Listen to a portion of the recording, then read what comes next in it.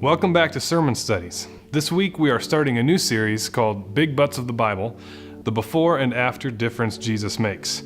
We're talking about people who were headed in one direction, but then Jesus enters the picture and totally changes the course of their life. This week we learn the story of a blind man who Jesus healed. Now, if you're anything like me, then you know what it's like to simply not see things that are right in front of you, even though your eyes work perfectly well. You see, there's a kind of blindness that has nothing to do with our eyes, yet it leads us to miss things that should be perfectly clear. Because sometimes blindness has more to do with our hearts than with our eyes. That's what happens in this story. Ironically, the blind man is the only one who can actually see. Everyone else has a type of spiritual blindness. The first kind of blindness is something we find in the disciples. We might call it religious blindness. You see, the disciples see the blind man, and they ask Jesus who sinned, him or his parents, that he was born blind. In other words, they assume that he is blind because God is punishing him. They have a preconceived idea of who God is and how he acts, but it turns out that their idea of God is wrong. They have religious blindness. Now, the disciples are right about something. It's true, the Bible teaches that God judges sin. However, the problem is when we start to think that everything that happens must be God's punishment. This is the view of God that Jesus corrects in the story. Religious blindness wants to be able to explain God and find a reason for everything.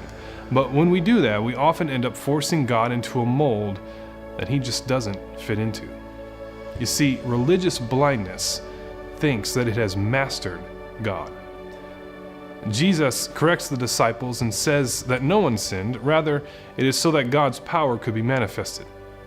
Then he puts clay and spit in the man's eyes and tells him to wash in the pool of Siloam, and he returns with the ability to see.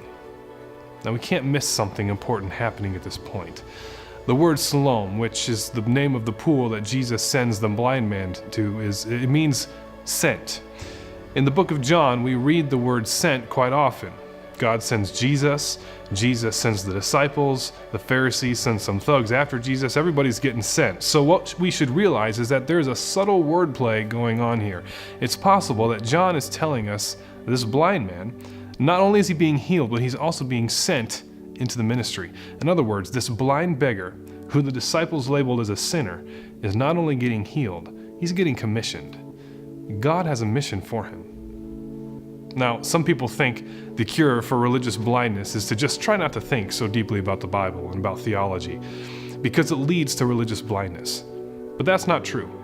The cure for religious blindness is to study hard, humbly pray, and err toward grace. Now, there's another kind of blindness called willful blindness. Willful blindness is where there's information that you could know and should know, but somehow you manage not to know. We heard the story of the town called Libby, Montana, where the residents refused to believe that their vermiculite mine was killing the residents of their town, even though the evidence was clear. And in the same way, the Pharisees refused to believe the clear evidence about Jesus. Standing in front of them was a man born blind who could now see, yet they refused to worship Christ. They tried to find an explanation, and they tried to silence the man. In doing so, they showed their willful blindness. We heard the story of Dallas Willard as he passed from this world into the next. As it happened, he realized that all the things that he had believed in were there all along, and so much greater than he had imagined. What if the world we live in is drenched with God, but we are simply the blind ones?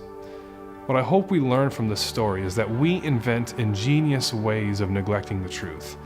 However, Jesus will dismantle those excuses if we let him. Now have a great discussion with your group.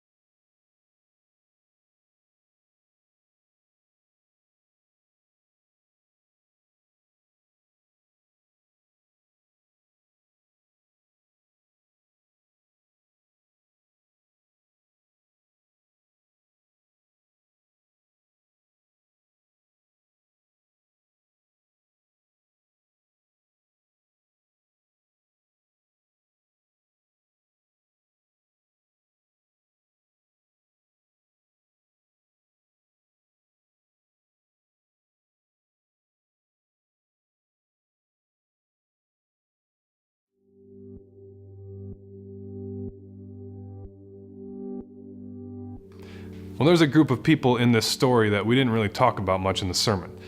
That is the blind man's parents. Here's what the text says. It says, "They still did not believe that he had been blind and had received his sight until they sent for the man's parents. 'Is this your son?' they asked. 'Is this the one you saw was born blind? How is it that now he can see?' 'We know he is our son,' the parents answered, 'and we know he was born blind. But how can he see now, or who opened his eyes, we don't know. Ask him, he is of age, he will speak for himself.' His parents said this because they were afraid of the Jewish leaders." That's John chapter 9, verses 18 to 22. So here we see that the parents had a third kind of blindness that we didn't talk about in the sermon.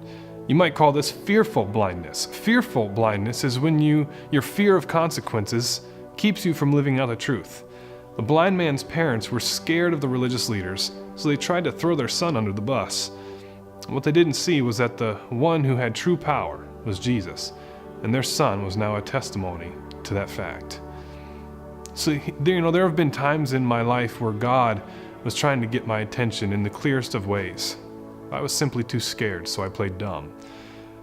We are sometimes afraid of what the truth will require of us. If Jesus really is who he says he is, then that fact will lower demands on my life that I may not always be willing to give into. However, when I live that way, I'm living blind. My hope is that today, you will wash in the pool of scent. You'll see God at work around you, and that you'll have the courage to respond. Now have a great discussion.